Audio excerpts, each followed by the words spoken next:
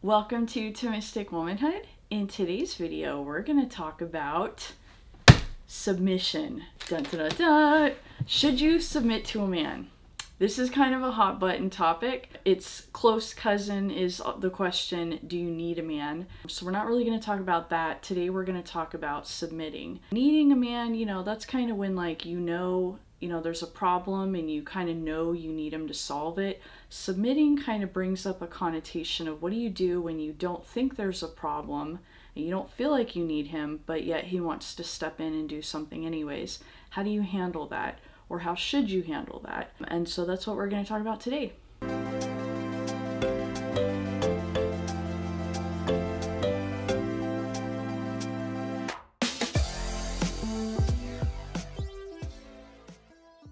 Happy Thomistic Tuesday. In today's video, we're going to talk about submission. There is a lot of discussion about that. I watched a YouTube video about it today and I had some thoughts. So I figured I would make a video and we could talk about it.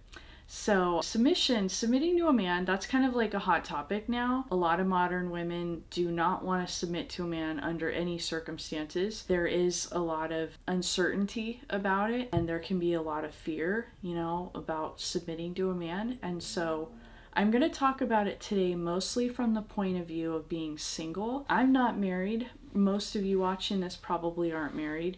And so submission for us looks a little different. We all know the Bible verse, wives submit to your husbands. And the question of submission comes up a lot, especially in like religious circles. If you're Catholic or you're Christian, that is something that often comes up a lot. I date predominantly, religious guys, mostly Catholic guys. And that question has definitely come up in the social circles I tend to be in.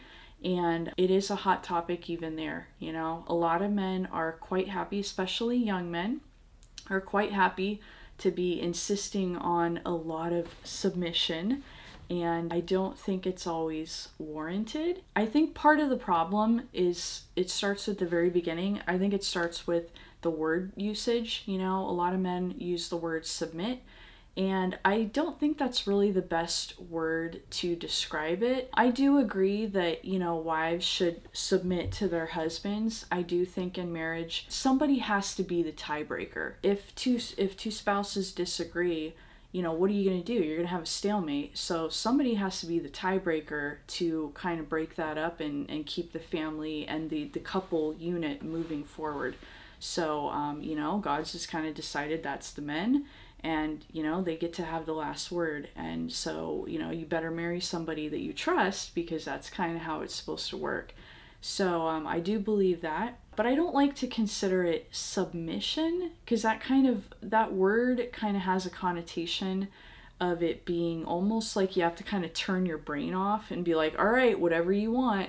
And I don't think that's a good way of looking at it. I prefer the term cooperation. I think that's a better way of stating it. You should cooperate, with your husband. You should cooperate with men. I think that, I don't know, submit. Men use that word and I don't know, dude. I think that's important. And then going back to the tiebreaker analogy and the whole submission in marriage, I think it's interesting that we have a lot of submission in the workplace. How many of us have male bosses that, we do whatever our boss asks of us. And it's ironic how this whole debate about, well, maybe you're less good than a man because you're submitting to him in the context of marriage. And it becomes this big debate over, it's like, gosh, is this a question of like your identity? Is this like your self-worth? Are men better?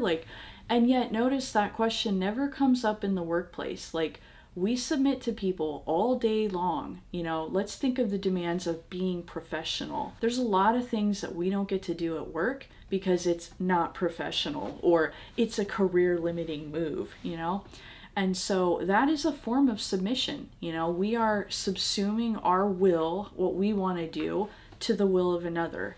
And nobody bats an eyelash about that, Nobody thinks that you're less good than your boss or you're not worth as much as your boss. Nobody thinks that employees are intrinsically less good than management. That's the way it is. That's the way the hierarchy is set up. And in order to have a smoothly functioning workplace, somebody has to be in charge, somebody has to be the leader that comes up with the vision, and then somebody has to be the executor, the person that implements that vision. And that's how life is set up. And in a marriage, it's similar to that. You would hope that you and your spouse are on the same page, you know, that you both treat having a family together as like a joint project. If your husband's off like pursuing his own individual goals and he's trying to like shoehorn you and the family into that, you know, yeah, I can see how it would be hard to submit to that, because it's like, if he's not viewing it as a joint project, so that can be hard. But having said that, in all areas of life, there is often a leader and a follower. It doesn't have to be a humiliating thing, you know, especially if you've got the right man. Which leads us to the second nuance of this whole submission debate. And this is where it gets a little weird when you run into, you know, a lot of young religious guys. They're very big on submitting, you know, women need to submit to me. I'm in this Facebook group for single people.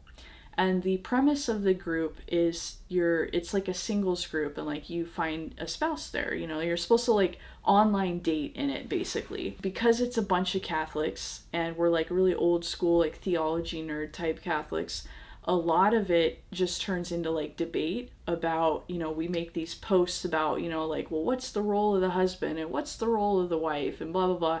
And so it turns into kind of like this cultural commentary, like issue thing. I really don't think I'm gonna get married off that group and meet a spouse from it, because I do tend to, I don't want to say argue, but there's a lot of like, I don't know how to say this nicely, but like there's a lot of guys that haven't really accomplished much in life, and then they get in there and they start kind of spouting off like some really weird ideas, and then me being dumb, I should just be like demure and feminine and keep my mouth shut and like, you know, bat my eyelashes at the other guys in the group. But no, I'm over here like arguing with them, and so I'm probably not gonna get a spouse off of that. But in one of the posts that we had, the whole tangent I'm going off on is we had a post in this group where one of the young men asked, what signs of submission should a woman be displaying during the dating process so that I can know she'll be a submissive wife later on? And, you know, I've read this guy's other posts, and like he was one of the guys that like DM'd me. And so, you know, I had talked to him a little bit. So I kind of knew this guy. He meant well, you know, he wasn't being like a weird incel kind of guy, but you know, it was a genuine question. And so I gave him a genuine answer. I told him, I was like, I don't think you should be looking for signs of submission in a woman before you're married to her. You can look for signs of cooperation, you know, does she respect you? Does she follow along with your ideas? You know, because I get it, you know, no guy wants to marry. This might be triggering, trigger warning, but no guy wants to marry a feminist, okay? Like, guys, they're not attracted to that. Women that are really woke and really liberal, like, guys usually aren't into that. And, you know, so yeah, no guy wants to end up marrying a feminist. And so it makes sense that he would want to look for signs of, you know, a more traditional outlook as far as, like, the gender roles. But one of the things I pointed out to this guy, and I want to mention this in this video, so if you're dating, and if you're like religious and you're dating religious guys or whatever, you know, if some guy brings this up to you and is like, well, you should submit to me, and you're dating, you should be very careful with that, you know, because when you submit to someone, again, if this guy means it in the spirit of, well, I want you to go along with what I say because I said it, you know, as some sort of proof of your compatibility or your love, that can be really dangerous because it short circuits the whole evaluation process. You need to be free to disagree. You know, you and this guy need to both see, and this is what I told the guy in the Facebook post. I said, you guys both need to be free to be your authentic selves, you know, and that requires some disagreement. So if you're expecting this girl to submit to you before you guys have even been married, you are not going to be able to see who you both really are. And that can have problems if you know, marry this girl and then later on you find out that, you know, well, she was really only just doing it because she thought that was the feminine, attractive thing to do. And now she's got all this like resentment built up, and finally she snaps one day and she doesn't want to listen to you anymore, you know?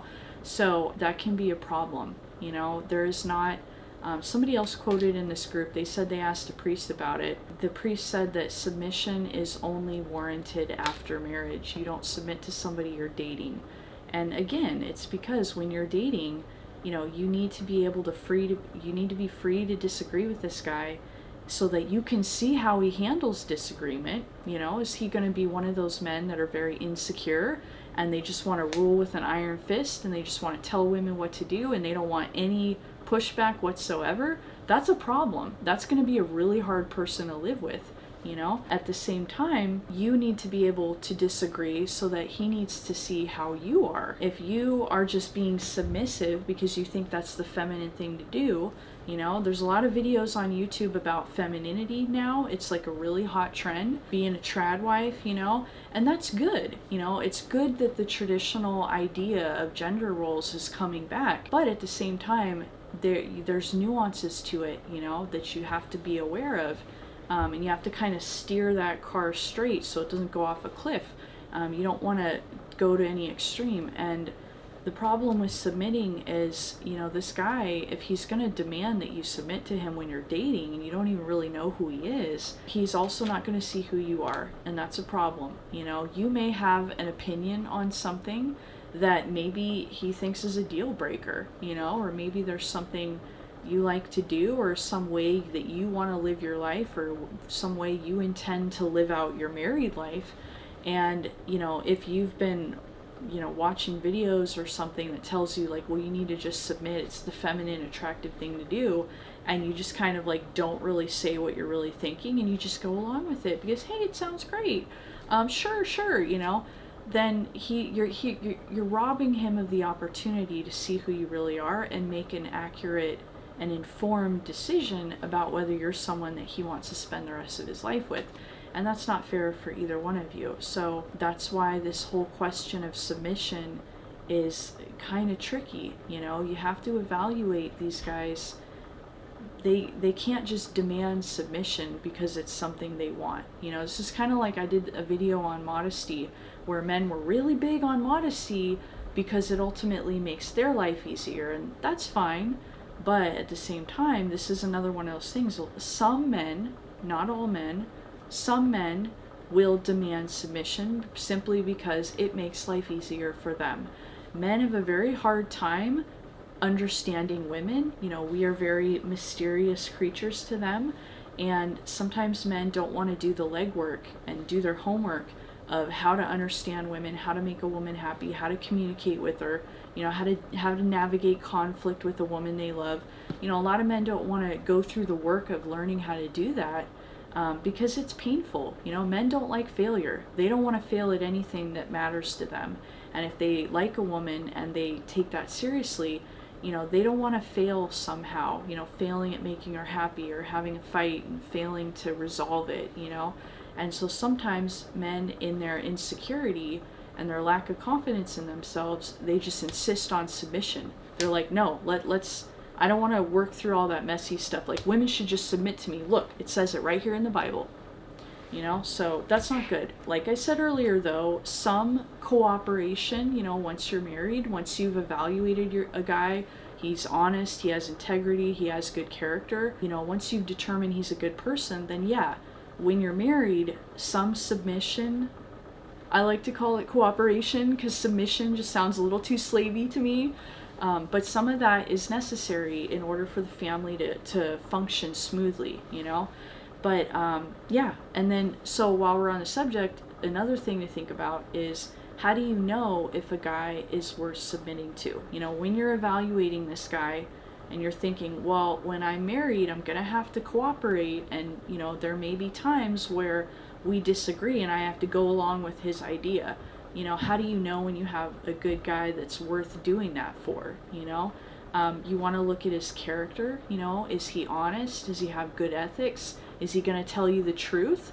You know, if he's trying to persuade you of something, is he going to lie and keep information held back so that you'll go along with it easier? You know, is he going to refrain from telling you something that would maybe make you not want to do the idea? You don't want a guy like that. You want a guy that's open and honest with you and he tells you all the pertinent details of something, you know. Again, does he have integrity? Does he do what he say he's going to do? Or does he say one thing and do another? You know, if he tells you he really loves you, but then he like doesn't call you for 2 weeks, like, what the heck? So that's important. He has to have good judgment. Look at his life. And this stuff takes time. This is not stuff you're going to figure out in 3 days. But does he have good judgment? Look at his life. What has he accomplished in his life? What are the decisions he's made? Do you agree with those decisions? You know, when you hear his life story, so to speak, and you look at the way he's decided to kind of govern his life, do you agree with it? You know, are there things that he's done? And I'm not even saying like, you know, bad, like broke the law or something, but I mean like as far as like the choices he's made in life. Oh, he didn't choose to go to college. He went to trade school. Or, oh, he went to college and then he went to the military and then he left the military early, and oh, there's kind of some shady details about why he left early, you know? So you need to kind of dig a little bit and see, do I agree with this guy's judgment? Does he make good decisions, you know, or does he have bad judgment?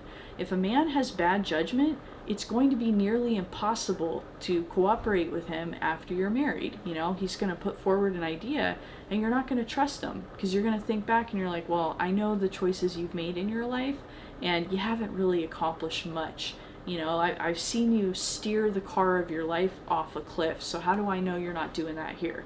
You know, so you want a guy with good judgment, and you want a guy that's accomplished something. He needs to have like a vision for his life. You know, he can't be just like some bum that's just floating through life.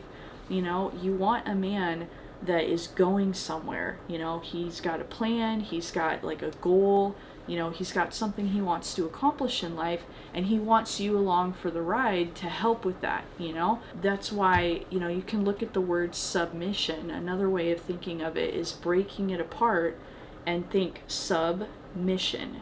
He has to have some mission in life that you're like that you're under, you know, you're working with him on that mission. And so then that way, you know, things work together really smoothly, you know, because there's already a framework there for you to like plug into, and submitting isn't like this weird unnatural thing. It's like, oh yeah, this is where he's going in life. I'm on board with that. I'm gonna be part of his life and help with that, you know? And then that's really a good situation, because then it's like, it's not this weird submission thing. It's like, you agree with the way he's living his life and you want to do that too, you know, and you want to help with it. And that's important, you know. Women, there was a really good marriage and family therapist, and he said that women are like jetpacks. They will push a man farther and faster down the path he's already on. And that's why he was saying it's important to pick a man who's on a path that you support, and why it's also nearly impossible to change a man. He was saying you can enhance him, you will definitely send him down that path faster, you know, like I said, it's like you're like that little jetpack, you're gonna send him down that path faster, but you can't change his path. You can't make him go down something completely different. So again, that's food for thought. That's kind of how that, this is my opinion on submission, some thoughts to think about it. So anyways, hope that was helpful. If you have any questions or comments, you know, feel free to leave them below. You can like, share, subscribe, do all that typical YouTube-y stuff. Or not, you can just lurk too, you know, I'm totally down with that. Just watch videos, you know, that helps the algorithm too. Anyways, yep, so that is all for today, and I will see you later.